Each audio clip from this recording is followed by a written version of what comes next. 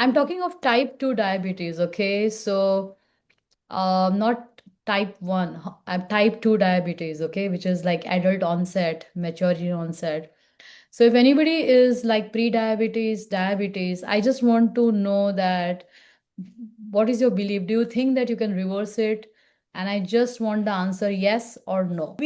When we were in medical school, and myself in the 80s, late 80s and 90s, like hardcore belief that okay, you have diabetes and that's for life. That's what we were tutored, like, and the complications and everything. And then when I was a preventative cardiologist, uh, the typical story of my life, I got heart attack and then I also got diabetes. So, I mean, many people literally, like when they got heart attack, they got a diagnosis of diabetes. They said that I walked with a chest pain, but I came out with a stent and high sugars. So, what I'm trying to say here is that, and that's the reason I like to talk about this topic, that how like diabetes and heart is connected very very close, okay. And we are going to talk about insulin resistance, and we are going to talk about cardiometabolic reset. And almost 1 in 3 us people are having pre-diabetes, okay. So pre-diabetes is very common. And what I have done a lot of studies in diabetes. In fact, I was a part of a center in India where we scaled literally to 30 clinics in within 3 years. And I was into the early detection of diabetes. I've written research papers also, because 70% of people with diabetes die actually of heart problems. That's the statistics, which is huge. And most of the times people don't know. And most of the diabetics, uh, they don't even screen for heart, and then they suddenly get this heart problem and they said, oh, I was not knowing this. But you have to understand that pre-diabetes diabetes is an important cardiovascular risk factor, and nowadays we are talking about insulin resistance, which is a separate thing. So there are a lot of things which we are going to discuss, okay. So shall we start going ahead? One thing I want to tell you, that all sugars are not bad.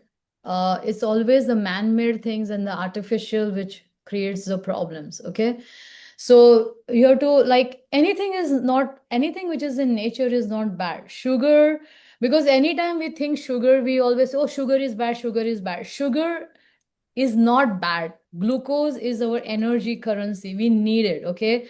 So I think the whole goal of this talk today is that how to have a healthy relationship so that we look at our own sugar levels, not get scared, and use it for the right purposes, and prevent any critical complications or any emergencies related to sugar. Okay, so that's the goal.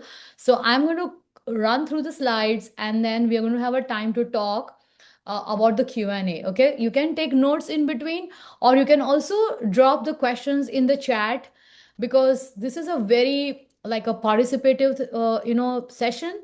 So we really welcome your feedback, your questions. Okay, but first I'll just finish this. So the whole goal here is that when we are talking about diabetes, pre-diabetes, it is not only about the sugar, it is all about like how you feel your energy. Because many times, like, I have seen people, like, especially when I was in Mumbai, like, the typical story would be like, we have this railway station, so they will say that, oh, I have to get down at every railway station to go to pee, and that is one of the symptoms. Frequent urination or sweating. Sometimes people get dizziness, and most of the times people wait for the symptoms to happen. And as Mark rightly said, that nowadays we have got good tests like HB1AC, and we can do a lot of things like CGM, where we can actually detect early. Okay, so we'll be talking a lot about this, and as Mark rightly said about whole person transformation. And like, sleep, stress, emotions, all those things are very important and are connected to your sugar levels. Okay, like, this is what happens, right? Are you feeling tired or hungry frequently, and energy crashes, cravings, so all these things. So just keep in mind that if anything is happening like this. And most important is like, if you are having your standard, like, your provider, your primary care provider, please go for average blood sugar, which is HB1AC, and you can go for your fasting insulin. Okay. Now, if your fasting insulin, serum insulin, is about 12, that typically indicates insulin resistance. And nowadays, we have got a lot of panels available, which is HOMA, IR, and a lot of things, which is their C peptide. So if anybody wants to dive in deeper, can go more into this whole complex things about insulin and insulin resistance. But these are the key numbers, and we are now in preventive cardiology and cardiometabolic health. In fact, we are looking at CGM, which is continuous glucose monitoring, which is actually a path breaking, because we are not, like, many times we have seen that your HB1AC may come normal, which is less than 5.4.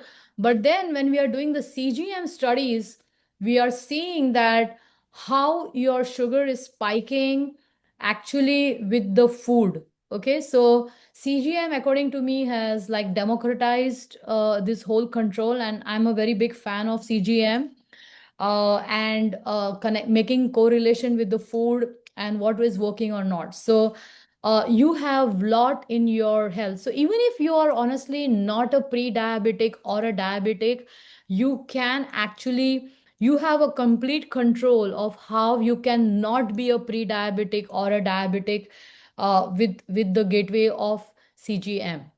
Okay, and so you can know your risk actually way before the standard care lets you know. Because if you see, the diabetes association talks about diabetes diagnosis at 200 milligrams of sugar level or 180 milligrams, but unfortunately more than 50% of your beta cells in the pancreas are gone.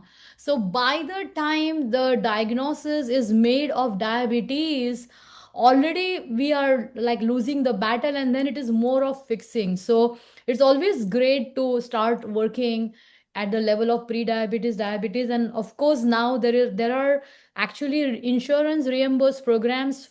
People even have diabetes, CDC is running programs. I'm going to talk more about it, but this is a very big topic, so I'm going to do my best in whatever information I can share. So, as I told you, that heart health is also connected. So, anyone who is not having a documented history of a heart problem and has diabetes or pre-diabetes, it is always good to go ask for advanced lipid panel, where there is ApoB and lipoprotein A. These are the good numbers to know whether we have the risk or not. And there is a test which is known as coronary calcium score, which helps us detect the plaque buildup. These are the basic tests which can be done by your providers, and this is good conversation starter to assess the risk.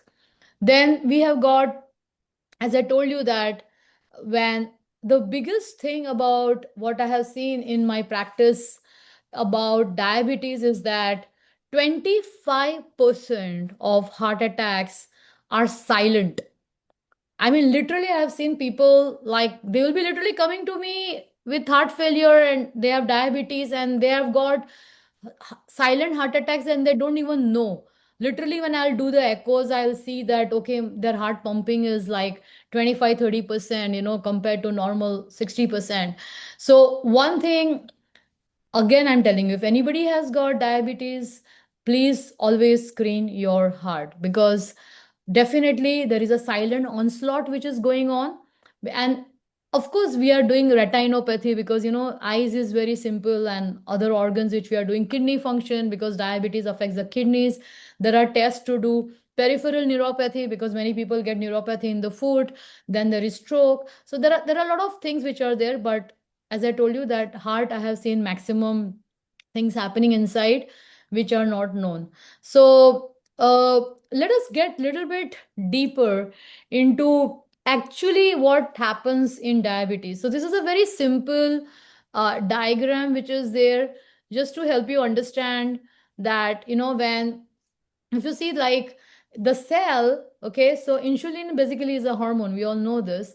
And the cells have, it is like a gatekeeper, it helps you to utilize the glucose and takes it from the bloodstream into the cells so that the cells can have energy. Okay, so that is the role of insulin. Now, what happens is that when these cells are not able to get this insulin, properly done, like, the gatekeeper, then they become resistant. Okay, so it means that the sugar, the glucose is not able to get into the cell and utilize, and that's how your blood sugar rises. Okay, and that's how we get into the diabetes time. So like, type 1 diabetes is a different thing. It is seen in the children, and it is insulin dependent. So whenever we talk about diabetes, there are two types. One is type 1, which is insulin dependent. That is a different story altogether. That is where, there is problem in the insulin production, and that is a different story. What I'm talking is like type 2 diabetes, which is more of your lifestyle related, and it's simply like how we sleep, how we eat, how we move, and how we do things. Okay, so this is where prevention is very much possible. Now let's, sorry, I'll just go next. Okay, so if you see here, like, I like this picture because this was from head, like, it affects the nerves, and many times they say Alzheimer's is like kind of type 3 diabetes. Okay, the vision, I have seen hearing loss, the heart is one thing, the kidneys, the kidney function, the diabetes, nephropathy. Then many times there are peripheral vascular disease, peripheral neuropathy. So lots of complications, and screening is important. Now, uh, uh, beyond this, what we have to see is that why it is silent. Okay, so when there is excess of blood sugar which is circulating in the organs, the arteries are going to become more stiffer, and that's how the blood flow starts becoming lesser, and that's how the heart risk becomes more. And if you look this more clearly here, okay, whenever there is a sugar overload, so many times we think, okay, fine, there is a event, let's eat some ice cream, or let's have some pastries, and like all this white sugar. Okay, I always say like white sugar is like a poison. Okay, I think if I have eliminated white sugar from my pantry for over 20 years. And if I would wish upon you one thing to do in your family, which is good, is just take away, don't even buy white sugar, okay? Because that is the one thing which causes lots of problems. If you see here, this sugar overload is going to trigger inflammatory responses, because we are making heart disease everything related to cholesterol, but it is a lot about oxidative stress, free radical damage, inflammation, and this all harms the internal lining of the artery, which is the endothelium. Okay, now when the endothelium, which is the internal lining of the arteries, which is damaged, that leads to all the blockage formation process, and this is all happening silently. And over the time, I see people having, heart blockages and heart attacks and all that. Now, what are we doing at CoCardio? We have a 3-step model for like whatever work we do, which is detect early, protect fully, and connect deeply. So, standard care, of course, monitors, there are key measurements, and I would definitely say that standard care has become much better than what it used to be before. CDC has got programs for pre-diabetics. You can check out and do online research. Ask your provider if you are into pre-diabetes through your insurance. Actually, there will be programs which will help you to reverse. And even if you're a diabetes, there are programs which you can help you to reverse. If anybody is interested in a detailed work with us, we have a little different approach, because I work a lot with the CGM, personalized diet, exercise, ECP, and all. That is our approach. So that is what we do. And of course, I focus a lot on cardio protection. That is the key thing. So many times when the standard care is looking at H1AC, and if it is less than 5.4, many times like people, okay, fine, you don't have that pre-diabetes. But what we are doing here is we are actually getting into the CGM, and we are looking into the spikes actually with the food, and then looking at the trends. So we are actually now going before pre-diabetes and getting into the cardiometabolic risk and connecting it to the heart health. So we are going at a like a very whole new different level in care at CoCardio. Then these are the some ways these are, as I told you, that these are our educational talks. It is up to you, like whether you want to work with us or not, but we want to thank you for your time over here. So you will be now learning a lot of ways to naturally improve your blood sugar, and there are a lot of key take home points for you. So the first thing is like, you always have to understand that there is something known as low glycemic index and high glycemic index, and you have to have foods with low glycemic index, period. And that is where the role of fiber, protein, and healthy fats makes very important. Okay, so this is what we need to do. So anything which is like what you see, like what happens with all this white sugar and colas, and especially I have seen that, I feel very sad, like with children, like they're all brought up with this candies and sugar and colas and all those things, and then when people become like patients, it's so difficult for them to give up. And so I feel that if you are having grandkids or kids, it's good to start healthy habits right from childhood, because anything which is white sugar or syrups and colas is going to directly go into your bloodstream. So the speed of glucose absorption is very fast in this type of carbohydrates, and our whole goal is to make it slower. Now, these are the foods with low glycemic index which can make your sugar lower. Okay. So, chickpeas, I like chickpeas because they are low in glycemic index, rich in soluble fiber. Also, chickpeas are heart healthy because there is something known as vitamin K2, which also helps actually in your arteries, like stopping or slowing the growth of the blockages. So chickpeas is very good. Black beans is also high in fiber, also good proteins, good for the stomach. Steel cut oats, it contains beta glucan fiber, which also slows the absorption. Quinoa is also good in protein, and bulgur wheat. If you're gluten free, then you can go for options which are like, there are gluten free oats which are available.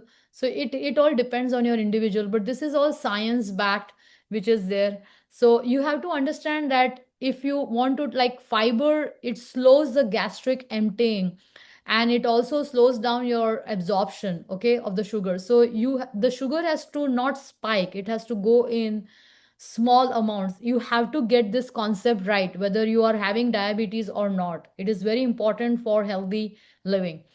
Okay. And healthy fats also reduces. So healthy fats are avocados, like olive oil. These are all the healthy fats. Nuts, if you're not having allergies, these are good foods. Then lentils also help because they slow the digestion, and they help support healthy blood sugar levels.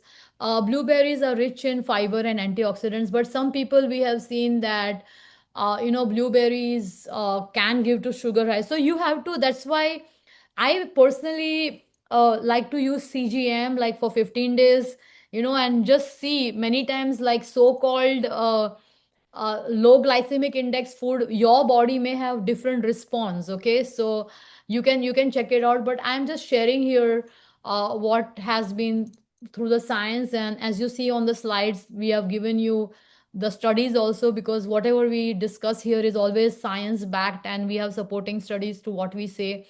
Chia seed is another good source because it is omegas, fatty acids, and again good source of fibers, and it also helps in reduction of the sugar spikes. Avocado. So these are good foods which one can incorporate natural food. And if anybody wants more resources, there are American Diabetes Association. They have given like the plate method, which is there. So there is a ADA plate method which talks about one-fourth lean protein, one-fourth quality carbohydrates, healthy fats, and non-starchy vegetables. Because we have seen that the starchy vegetables, now there are different opinion. There are some practitioners who are talking about roasted, like potatoes in olive oil or sweet potatoes. They don't increase the sugar. I would say that just see, because every body is different, and just see that how your body is responding in sugar with starchy foods. Okay, because I have seen different people, different responses. So nowadays we can customize it with CGM. And CGM, by the way, is very inexpensive. In like literally $50, you can get for 15 days. It is very inexpensive compared to what data you can get. So the food quality also is actually very, very important. And please follow all those guidelines which I said. The second important pillar is the sleep. And not getting good sleep is directly responsible for insulin resistance. Okay. And we have to protect the sleep quality. And if you like, I generally like Aura Ring or Apple. There are a lot of devices nowadays which help you to track your sleep. It is not only like 6 to 8 hours, but whether you're getting deep sleep and REM sleep. This is this time, the REM sleep and the deep sleep, where your body is actually getting rest and repair. Okay. So tracking those things and getting a good quality of deep sleep, more than 60 minutes and more than 60 minutes of REM, that's the goal. I have seen many people, they sleep for 8 hours, but they hardly have got 5 minutes of deep sleep. And many people get up again at 3 o'clock in the night, not able to fall asleep. So we discuss and help people a lot on the sleep part, which I feel is very, very important. So we focus on personalized nutrition, movement as medicine, restorative sleep, and stress regulation. This is what we focus more. And we have seen that ECP, external counterpulsation, helps a lot along with the lifestyle changes in improving all those areas in restorative sleep. We had like one gentleman was sleeping for like 6 hours, but 5 minutes of deep sleep, and literally in 35 sessions we saw him getting more than 1 hour of deep sleeping and kind of controlling a lot of factors. So we have seen that many times we want to change ourselves but we can't. So that is the time when we can help with this device, which is US FDA approved and approved by the leading organizations. What it does is that it improves the collateral blood vessels, what you see here. It improves the blood flow. And how it improves the blood sugar is because when we are actually tying the cuffs on the calves and the thighs and all, it is basically when it is squeezing, all the muscle receptors are actually getting activated. So you have to understand that the muscle receptors, basically the muscle is the biggest area where your sugar actually starts getting metabolized. So there are studies also actually done on ECP, which is on the biomarkers and the glycemic control. And I have used extensively the ECP for increasing the blood flow to the heart. So basically it opens up the collaterals and the small vessels which is there.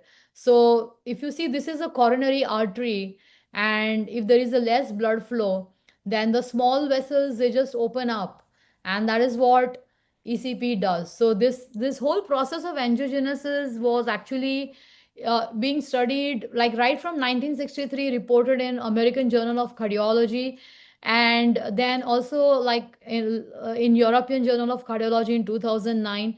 So this is like a very, very a kind of research device, more than 400 PubMed studies on how it improves the heart health. Okay. We can always send you more details. We have a video link, we have a booklet, happy to share more. But a lot of benefits from this non-invasive, drug-free, pain-free therapy. Now we have helped people, and these are like, we have got a lot of patients with co-cardio journey. Again, we can, anybody who is interested, we have a YouTube channel. Some of you have already taken our treatment and seen success. So we have lot of people who have worked with us and seen results. So what we are doing at co-cardio, basically, we are always looking at a hidden risk. We want to protect your health, and we look at a whole person, and we don't wait for crisis or a wake up call. We want to help people on proactive prevention.